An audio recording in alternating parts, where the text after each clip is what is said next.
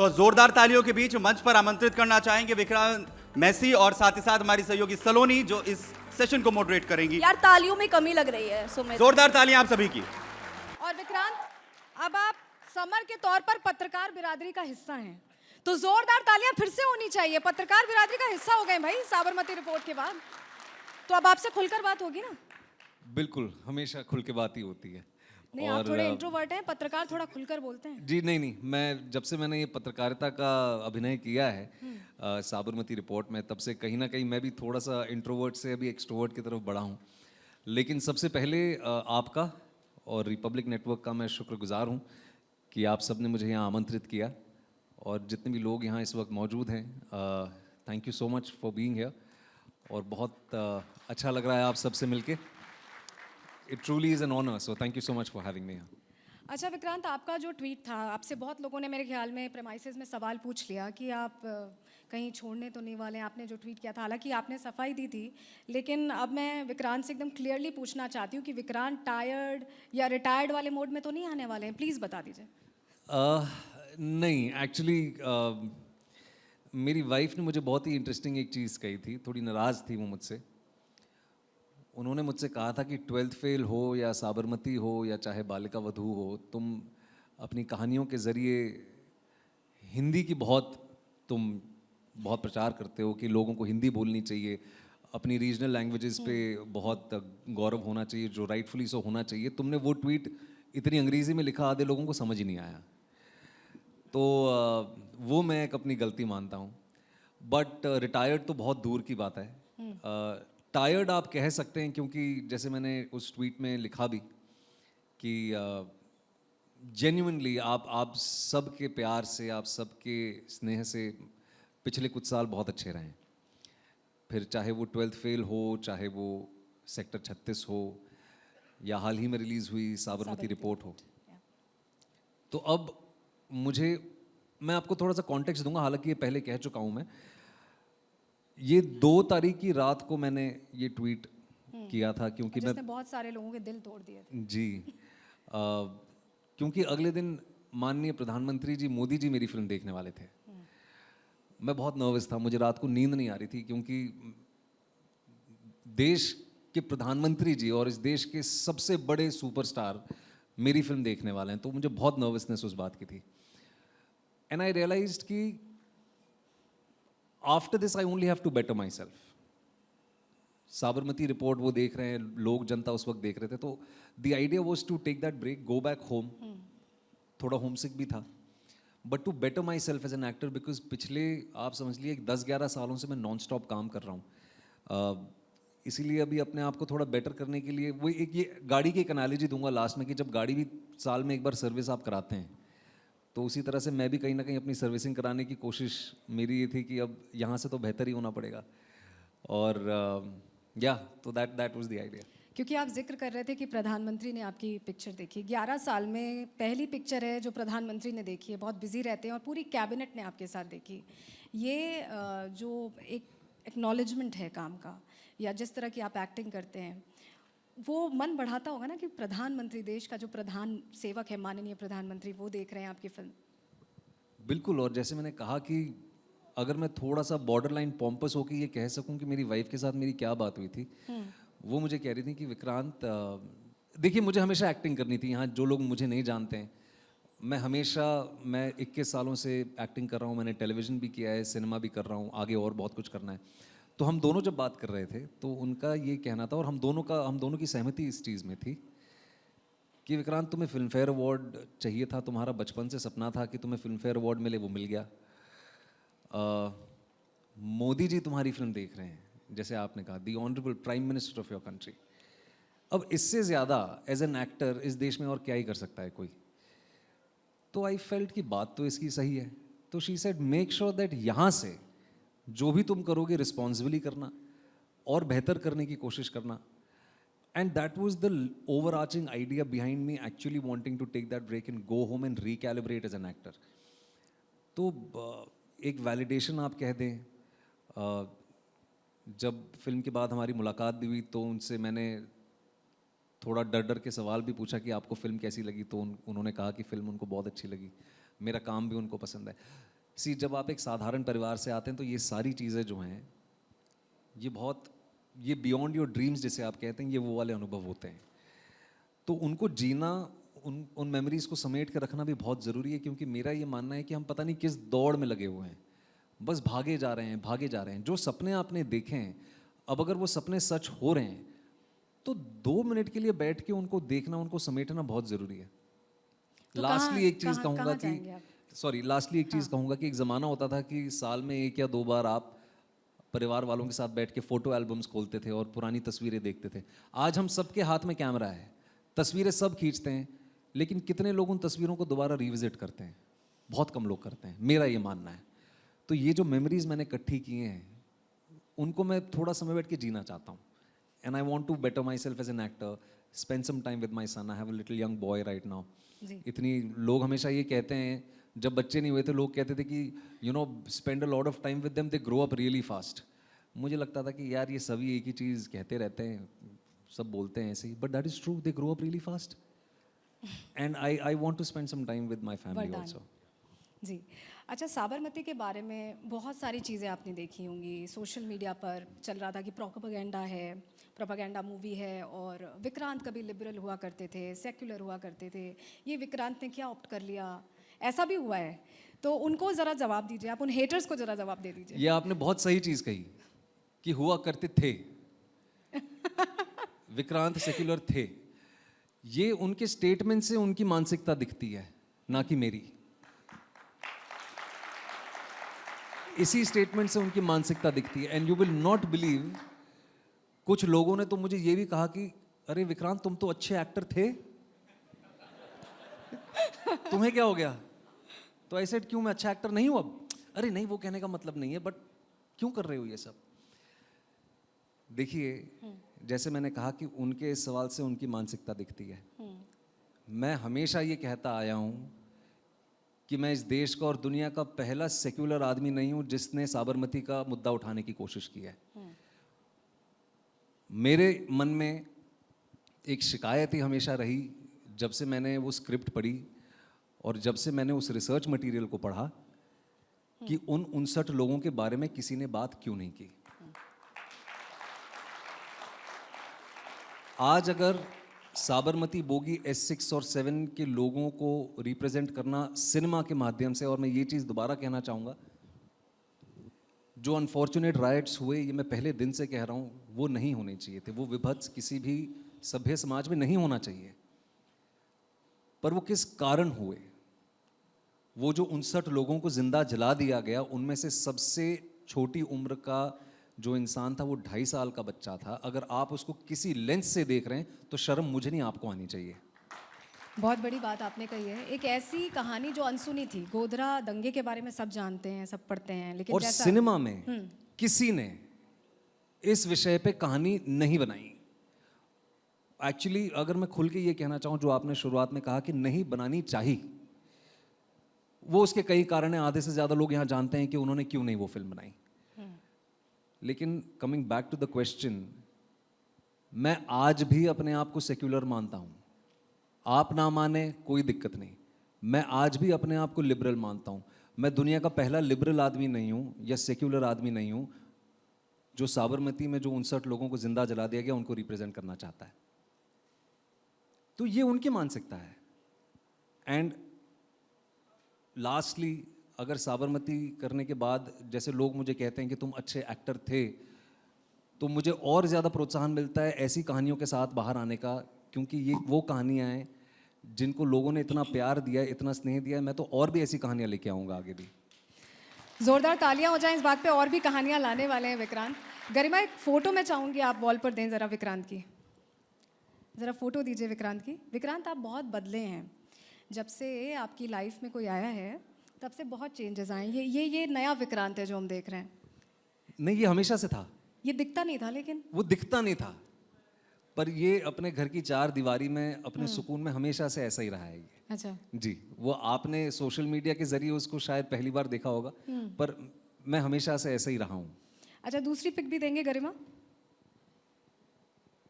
ये जो पिक है, ये मोस्ट टॉक्ड अबाउट पिक है, क्योंकि ये जो आपने एक नारी सम्मान का आपका जो जज्बा है वो तस्वीर में भी दिखाई दिया है। और आपके परिवार में जो मुझे पता है कि बहुत सारे लोग हैं अलग अलग, मतलब उनकी फेथ अलग हैं लेकिन रहते एक छत के नीचे हैं। तो ये अपने आप में बहुत खूबसूरत तस्वीर है। ज़रा इसको आप एलेबरेट करें हमारी ऑडियंसेस के लिए। ये इस साल करवा चौथ के समय की तस्वीर है। मैंने तो बड़ी खुशी खुशी डाला, पर बहुत गालियां सुनने मिली। सच कह रहा हूँ मैं। नहीं, अच्छा भी कहा लोगों ने, पर बहुत मतलब काफ़ी चीज़ें कहीं। लास्टली बस सिर्फ इतना ही कहना चाहता हूँ कि सिर्फ दिवाली के टाइम पे लक्ष्मी माँ के पैर नहीं छूता हूँ मैं कोशिश करता हूँ कि करवा चौथ हो या जब भी मौका मिले मैं अपनी लक्ष्मी के पैर छूने की कोशिश करता हूँ। और अगर वो सम्मान मुझे दे सकती हैं तो why can I not do the same thing to her. ये मेरी नज़रों में इक्वालिटी है। और लास्टली मैं कहूँगा कि एक्चुअली ये कोई रेयरिटी नहीं है। ये शायद because I M in a public life, इसीलिए ये चीज़ें पब्लिक आई में आती हैं, लोग देखते भी हैं। मेरे बहुत से ऐसे दोस्त हैं जो करते हैं, और अर्बन सेंटर्स में बहुत से ऐसे लोग हैं जो करवा चौथ के टाइम पे बीवी व्रत रखती है तो वो भी रखते हैं। मैं पहला व्यक्ति नहीं हूँ, अगर बीवी पैर छूती है तो वो भी तुरंत पैर छूते हैं। तो ये I think this should be normalised. जो आदर वो मुझे दे रही हैं उनको वापस देना उनका हक बनता है और मेरी ड्यूटी बनती है। अच्छा, लाइटर नोट पे ये बताइए, राजकुमार राव की फिल्म थी शादी में ज़रूर आना, उसमें वो आईएएस तब बनते हैं जब लड़की उनको छोड़ के चली जाती है। आपकी फिल्म में आईएएस तब बनते हैं जब लड़की साथ रहती है। अब जो आईएएस एस्पायरेंट्स हैं वो कह रहे हैं कि अब जब तक श्रद्धा नहीं मिलेगी तब तक आईएएस नहीं बन पाएंगे। उनको ज़रा बताइए क्या बोलेंगे आप? आईएएस एस्पिरेंट्स या जो भी सिविल सर्वेंट्स एस्पिरेंट्स हैं उनसे मेरा यही कहना है कि लड़की हो या ना हो, पढ़ाई पे ध्यान दो बस। आप पढ़ाई करेंगे तो आईएएस आईपीएस बन जाएंगे। लेकिन रहा जवाब इनके सवाल का। देखिए, मनोज कुमार शर्मा जी और श्रद्धा जोशी जी जो हैं, मैं बहुत ही ज़्यादा इंस्पायर्ड हूँ क्योंकि व्यक्तिगत रूप से उनको जानता हूँ। और जो भी आपने 12th फेल में देखा, जब उन्होंने उनको कहा था कि जाओ जाके पलट दो दुनिया, ये सच में हुआ था। कहीं ना कहीं मेरे जीवन में भी जब शीतल आई 10 वर्ष पहले, तब ऐसा हुआ। तो आई थिंक एक सही इंसान, एक सही पार्टनर जब आपको मिल जाता है ना, तो फिर सच में आप में वो दुनिया उलट पुलट करने की क्षमता आ जाती है। बट रहा सवाल आईएएस और आईपीएस एस्पिरेंट्स का, किताबों पे ज़्यादा ध्यान दो, पढ़ाई पे ज़्यादा ध्यान दो और देश सेवा करो, राष्ट्र प्रेम का भाव जगाओ। अच्छा, बहुत ऑर्गेनिक जर्नी रही है आपकी अभी तक। जब आप सीरियल्स में थे, बालिका वधू में आई एम श्योर एवरीबडी आपको देखा हुआ है, और धर्मवीर में धर्म बनते थे आप, तो वो बहुत लीन सा विक्रांत था, अलग तरह का विक्रांत था। उसके बाद वो विक्रांत आता है फिल्म इंडस्ट्री में, फिर वो सपोर्टिंग लीड्स करता है, जैसे हीरो का फ्रेंड बन गए या हीरोइन के फ्रेंड बन गए। तो उससे जब आप निकल कर आगे आए, एकदम फोर फ्रंट पर आ गए, तो उस जर्नी में क्या कोई ऐसा भी था जिसने कहा कि नहीं आप इसी रोल में, सपोर्टिंग रोल में ही रहो? क्या ऐसा हुआ कि हीरो बनने को लेकर रास्ते में रोड़े बहुत सारे आए? जी, काफ़ी आए, और आई एम हैप्पी कि वो आए, क्योंकि अगर वो नहीं आते तो कहीं ना कहीं मैं और मेहनत नहीं कर पाता। मैं बहुत कम्पिटिटिव इंसान हूँ, और ये बिल्कुल सही चीज़ कही आपने। जब मैं टेलीविज़न करके सिनेमा में अपने आप को एक मौका देना चाह रहा था, अधिकतर लोग सिनेमा के मुझे खुल के मुंह पे कहते थे कि यार तुम्हारा कुछ नहीं होगा, क्योंकि टीवी एक्टर्स का कुछ नहीं होता है यहाँ पे। और मुझे बड़ी चुभती थी वो बात। और फिर मैं लोगों से कहता था कि आप ओमपुरी जी को भूल गए, नसीर साहब को भूल गए, शाहरुख खान का आप लोग उदाहरण देते हैं, वो भी हैं, लेकिन उनसे पहले भी बहुत लोग रह चुके हैं। सुशांत मेरे कॉलीग थे, हम दोनों वो पवित्र रिश्ता करते थे, मैं बालिका वधू करता था। तो ऐसे बहुत से लोग हैं। तो मुझे बड़ी खुंदक आती थी, बड़ा गुस्सा आता था, और मैं कहीं ना कहीं घर जाके ये जो मैनिफेस्टेशन हम कहते हैं, मैं मैनिफेस्ट करता था कि एक दिन ऐसा आएगा कि ये लोग कहीं ना कहीं मुझे एक टीवी एक्टर या एक साधारण हीरो के दोस्त से कहीं थोड़ा ज़्यादा देखेंगे। मेहनत की, बहुत लोगों ने इंस्पायर भी किया, जो नाम मैंने लिए उन्होंने मुझे इंस्पायर किया, लेकिन ये बहुत ज़रूरी था मेरे लिए। तो एक अगर जर्नी के तौर पे अगर आप मुझसे पूछ रही हैं, तो काफ़ी खुशी होती है इस बात की कि एक ग्रेजुअल प्रोग्रेशन रहा है, and I do not believe in overnight successes at all. और बहुत organic. I do not believe in overnight successes. Overnight success होने भी नहीं चाहिए, क्योंकि कहीं ना कहीं वैल्यू उनकी ज़्यादा होती है। अनुपम जी यहाँ आ चुके हैं, he is one of those people who has inspired me. इनकी जर्नी देखिए, जब ये you were 25 when you did Saaransh, you were 28 when you did Saaransh, he played someone who was 60 at that age, और आज देखिए मतलब he is done more than 500 films, correct me if I am wrong, 523 films, 43 543 films. 543 films. More than 543 films. और इन्होंने कभी संकोच नहीं किया मैं विलन बनूंगा, या मैं कॉमेडी कर रहा हूँ, या मैं प्रोटैगनिस्ट बनाऊँ, या मैं एंटैगनिस्ट बनाऊँ। उसी तरह से मेरा भी जो एक वर्ल्ड व्यू है अपने काम को लेके, सिनेमा को लेके, मैं अच्छी कहानियों का हिस्सा बनना चाहता हूँ। फिर चाहे वो हीरो का दोस्त उस वक्त पे था या चाहे हीरोइन का दोस्त था, idea was to go out there and represent myself and showcase my talent. और खुशी इस बात की है कि लोगों ने काफ़ी काम को सराहा, पर मेरी जर्नी अभी शुरू हुई है। मैं ब्रेक ले रहा हूँ, रिटायर नहीं हो रहा हूँ, लेकिन मुझे भी 524 550 फिल्में मुझे भी करनी है जीवन में। I also want to do that. So yeah the journey is just begun, you know. आप काम का जिक्र कर रहे हैं, 12th फेल का जिक्र हो गया, साबरमती रिपोर्ट का जिक्र हो गया, दोनों में बहुत क्यूट विक्रांत या बहुत सेंसिबल विक्रांत दिखाई दिया। फिल्म आई आपकी सेक्टर 36, यही निथारी कांड पर। उसमें जो विक्रांत दिखाई दिया, उसकी आंखों में उस तरह का एग्रेशन, वो किरदार, जब आप वो पुलिस वाले को नरेट कर रहे थे कि आपने कैसे, मतलब एज दैट कैरेक्टर आपने कैसे बच्चों को, मतलब समझ रहे हैं आप, वो बोलना अच्छा नहीं लग रहा, तो वो जो पूरी मतलब आपकी नरेशन थी, वो जो आपके एक्सप्रेशन थे, वो बिल्कुल डिफरेंट विक्रांत था। आप बहुत सारे रोल्स करते होंगे, रोल्स को घर भी लेके जाते होंगे, ये रोल कितना टफ था, और ये तो बिल्कुल मेरे ख्याल में घर ले जाने लायक रोल नहीं था। जी ये बहुत सही कहा आपने कि आम तौर पे हम बहुत सारे किरदार अपने साथ घर ले जाते हैं, और पिछले कुछ सालों में जो मैंने किरदार किए हैं वो मेरे साथ घर चल के कुछ महीने रहे भी हैं। अच्छा। और बड़ी दिक्कत हुई है।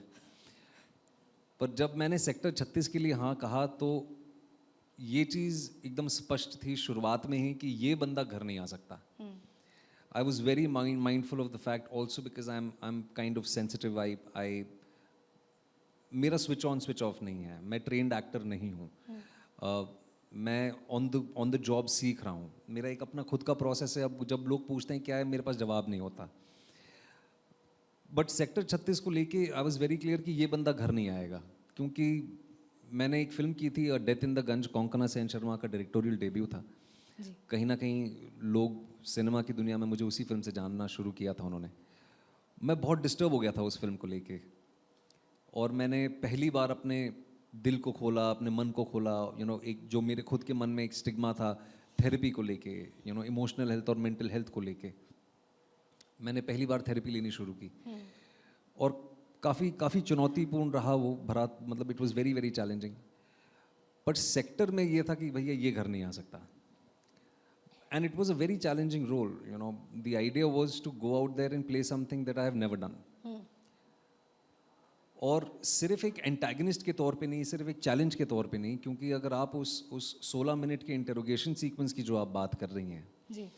उसमें जो चीज़ें वो कह रहा है, जो एक बड़े बड़े शहरों की अंडरबेली की सच्चाई है। मैं मुंबई शहर का रहने वाला हूँ, मैंने ये सच्चाई बहुत, आप लेकिन लगते यूपी के हैं, आई एम सॉरी। मेरा दिल यूपी का है, मैं सच बता रहा हूँ। चाहे वो बबलू पंडित हो, बिल्कुल, चाहे वो मतलब आपका स्टाइल वैसे ही है। क्योंकि मेरे बहुत सारे दोस्त यार यूपी के हैं, मैं यूपी बहुत घूमता हूँ, साल के 1.5-2 महीने तो मैं यूपी में ही रहता हूँ। तो coming back to the answer, तो ये था कि जो वर्ल्ड व्यू उस कैरेक्टर का था, मैं उससे मेरा परिचय है। जब उसने उस इंटरोगेशन के दौरान ये कहा था कि उस ब्रिज के नीचे रहने वाले लोग जो हैं उनकी बहुत तादाद है सर, इनमें से 10-15 लोग कम हो जाएंगे तो कोई फ़र्क नहीं पड़ेगा। ये अनफॉर्चुनेट रियलिटी है हमारे एक सोशियो इकोनॉमिक एलीट क्लास की। I don't subscribe to that, but I know of it. और कहीं ना कहीं मैं चाह रहा था कि उस किरदार के ज़रिए लोग अपने आप से ये सवाल पूछें कि ये क्लास डिस्पैरिटी क्यों है। मेरा किरदार ये भी कहता है कि कोई उनसे क्यों नहीं पूछता जो बड़ी बड़ी कोठियों में रहते हैं। रहने वाले होते हैं 4 लेकिन नौकर पाल रखे 10, उनसे क्यों कोई सवाल नहीं पूछता। देखिए सिनेमा जो है, कहानियाँ जो है, बहुत ही इन्फ्लुएंशियल मीडियम है। बिल्कुल। मैं अपने मन की बातें कई बार not all the time but कई बार, most of the times rather, अपनी कहानियों के ज़रिए, अपने काम के ज़रिए अपना वर्ल्ड व्यू, अपनी मानसिकता, जो चीज़ें मैं कहना चाहता हूँ अपनी कहानियों के ज़रिए रखना चाहता हूँ. And that was one of them. And I am really glad कि लोगों ने उस फिल्म को काफ़ी सराहा, मेरे काम को भी सराहा. और रहा सवाल साबरमती का भी या 12th फेल का भी, तो कोशिश यही रहेगी कि एंटरटेन करने के साथ साथ ऐसी कहानियाँ लेके आएंगे जो उस दौर के लिए इम्पोर्टेंट हो, उस वक्त के लिए इम्पोर्टेंट हो और उनकी कहीं ना कहीं एक आर्काइवल वैल्यू हो. बॉक्स ऑफिस तो वो भी हो तो अच्छी बात है, लेकिन जो एक स्टोरी टेलिंग का एक रियल एसेंस जो हम कहीं ना कहीं भूल गए हैं. जैसे अभी फॉर एग्जांपल मैंने सारांश की बात की, इतनी पुरानी फिल्म है, आज भी मेरे अगर टीवी पे आती है तो मेरे घर वाले बैठ के देखते हैं. वो आर्काइवल वैल्यू होती है कहानियों की, वो इम्पैक्ट होता है सिनेमा का, कहानी का. थिएटर से उतरने के बाद भी उसकी एक वैल्यू होनी बहुत ज़रूरी है, ये मेरा मानना है. ये आपने बहुत बड़ी बात की. अच्छा, बहुत सीरियस बातें अब हो गई हैं, जी. थोड़ा सा लाइट करते हैं मूड को. आपका डायलॉग है समर के तौर पर कि हिंदी लड़कों की किस्मत में ना इंग्लिश स्पीकिंग कोर्स होता है, इंग्लिश स्पीकिंग गर्लफ्रेंड नहीं. ज़रा इसको आप एक तो रोमांटिक अंदाज में बोलिए, एक न्यूज़ रीडर की तरह बोलिए और एक कॉमेडी स्टाइल में बोलिए. ओ माय गॉड, ये तो एक्टिंग वर्कशॉप हो गई. अनुपम सर माफ़ कीजिएगा सर, आपके सामने करने की कोशिश कर रहा हूँ. मैं न्यूज़ रीडर के रूप में करूँगा because we have Arnab ji in the house. यार, a big round of applause for him, a big round of applause for him. मैं सबसे पहले कोशिश करूँगा अर्नब जी आपके अंदाज में बोलने की. ये वही डालोगे ना कि हिंदी स्पीकिंग लड़कों की किस्मत में इंग्लिश स्पीकिंग कोर्स होता है, इंग्लिश स्पीकिंग कोर्स होता है, इंग्लिश स्पीकिंग लड़की नहीं. गर्लफ्रेंड नहीं. The nation wants to know, the nation wants to know कि इंग्लिश स्पीकिंग लड़के की किस्मत में सिर्फ इंग्लिश स्पीकिंग कोर्स क्यों होता है और इंग्लिश स्पीकिंग लड़की क्यों नहीं. The nation wants to no.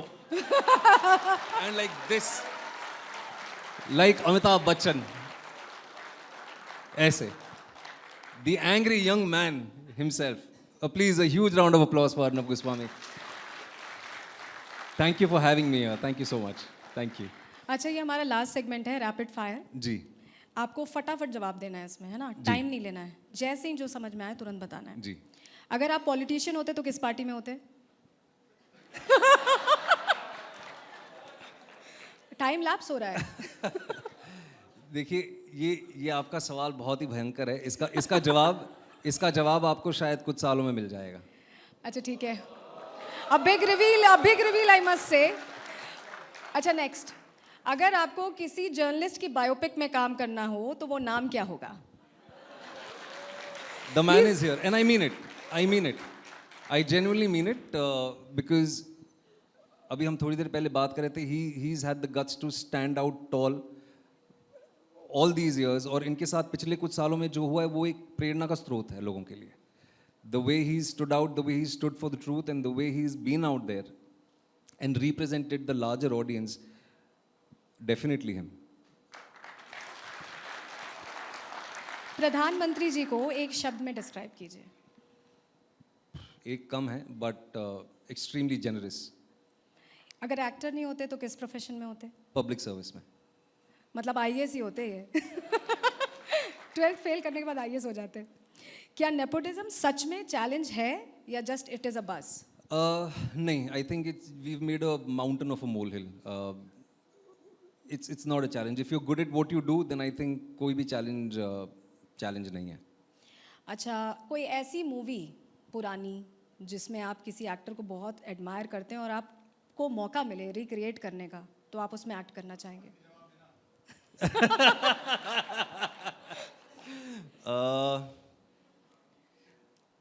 सच कहूँगा.